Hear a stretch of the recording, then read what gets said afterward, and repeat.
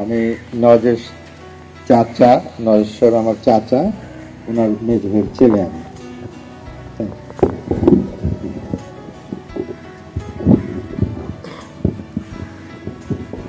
বিসমিল্লাহির রহমানির রহিম।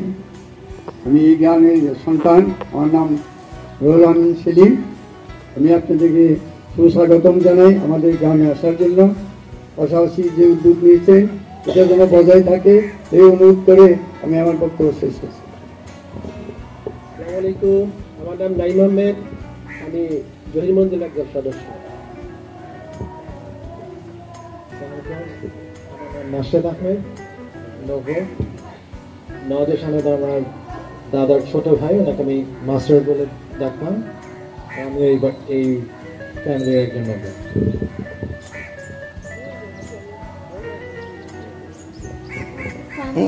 আমার নাম নুসরাত জাহরিন, আমি Nasheed's wife from Bashar newest daughter-in-law.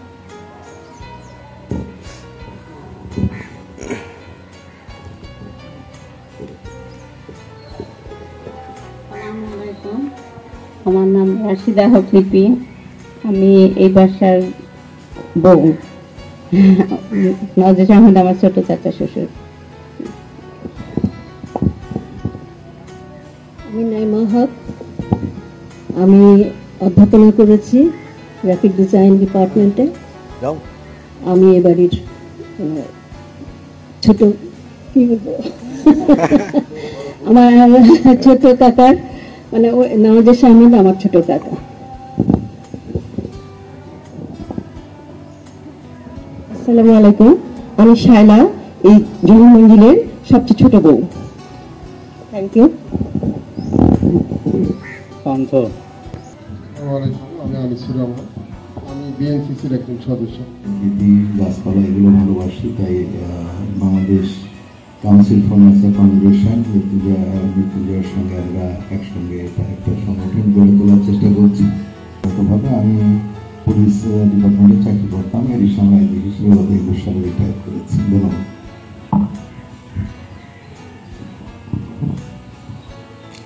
শুভ সন্ধ্যা, আমি আমিনুল আলম খান, আমি কলেজে পড়াতাম। আমার চাকরি শেষ হয়েছে যশোর শিক্ষা বোর্ডের চেয়ারম্যান হিসেবে।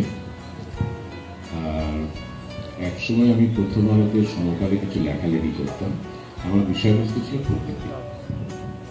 আমার নাম রূপা, আমি কপতি বেঙ্গল ফাউন্ডেশন নামে একটি শিল্প সাংস্কৃতিক প্রতিষ্ঠানে আছি।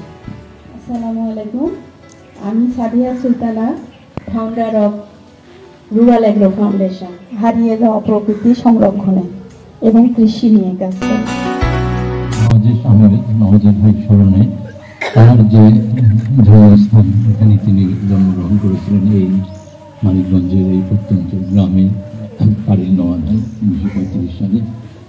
তার যে জীবন পরিক্রমণ, তার স্মরণে যে আজকে যে আয়োজন, আমার কাছে এটা অনেক দিক দিয়ে খুব তাৎপর্যপূর্ণ মনে হচ্ছে। এই জহিরমঞ্জিল দিনে নওয়াজ ভাইয়ের অনেক স্বপ্ন স্বাদ ছিল এবং অনেক কিছু তিনি পূরণ করার জন্য অনেক কাজ করে গেছেন, এবং তার মধ্যে একটা ছিল যে এখানে অনেককে নিয়ে আসা। এবং ঢাকার বিদ্যুৎ সমাজের আমার মনে যে এমন কেউ নেই বাকি যে যারা এখানে কোনো না কোনো সময় তারা এখানে এসেছেন। আর একটা বার্ষিক আয়োজনও তিনি এখানে করতেন, সেটা একটা অসাধারণ আয়োজন। যারা সেই আয়োজনে কোনো একবার বা একাধিকবার এসেছেন তাদের জীবনে সেটা অক্ষয় স্মৃতি হয়ে আছে। কিন্তু আজকে তার প্রয়াণের পরে আজকে যে আয়োজনটা হয়েছে, আমার কাছে মনে হচ্ছে যে এটা একটা সত্যি সত্যি যে তাদের নওয়াজ ভাই বা নাইবুদ্দিন ভাই বা এই পরিবারের যারা অগ্রজ পুরুষ ছিলেন তাদের যে আকাঙ্ক্ষা, যে স্বপ্ন, যে বাসনা, সেটা একটা নতুন গতি মুখ পেতে যাচ্ছে।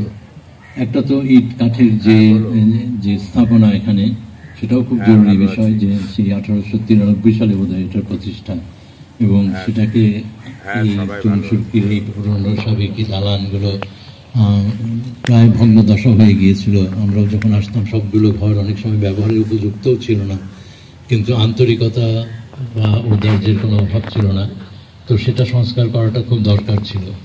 আর এই সংস্কারের সঙ্গে এই যে মানে স্থাপনার ভেতরে যে আত্মাটা, যে মানবতার যে সম্পদটা এখানে রয়ে গেছে, সেটা কি করে আবার পুনরুজ্জীবিত হতে পারে, সেটা কি করে বহমান থাকতে পারে, সেটার একটা ভিন্ন ধরনের উদ্যোগটাই আজকে। এবং আজকে আমার কাছে এটা খুব তাৎপর্যপূর্ণ মনে হচ্ছে যে হয়তো সব কিছু একরকমভাবেই হবে না, সব কিছু আগের মতোই হবে না, কিন্তু সেই অতীতটাকে তো আবার একটা পুনরুজ্জীবিত করার যে চেষ্টা, সেখানে বিএনসিসির সংযোগ এবং বিএনসিসির যারা এখানে এসছেন, যাদের সঙ্গে নওয়াজের ভাইয়েরও একটা আত্মিক একটা যোগ ছিল, যারা বিএনসিসির সঙ্গে নিবিড়ভাবে যুক্ত, যারা ঘনিষ্ঠজন ছিলেন, অগ্রজ ছিলেন, দ্বিজেন শর্মা এবং অন্যান্যরা, এরা সকলে মিলে আসলে একটা বৃত্ত তৈরি করেছিলেন বাংলাদেশে। এবং একটা নওয়াজের ভাই তো নানা রকমভাবে এই পরিবেশ সচেতনতা, প্রকৃতির পাঠ এবং প্রকৃতির যে বিপর্যয়, সেটা নিয়ে যে বলা যায় যে ওয়ার্নিং বেলগুলো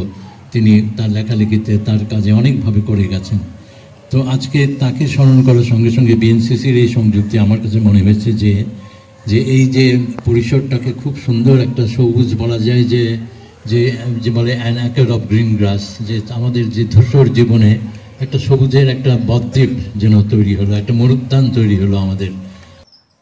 এই প্রাচীন গৃহ থেকে কোনো কিছু অপসারণ করা যাবে না, শুধু আহরণ করা যাবে অপরিমিত ভালোবাসা, প্রাণের শান্তি, চিত্তের আনন্দ।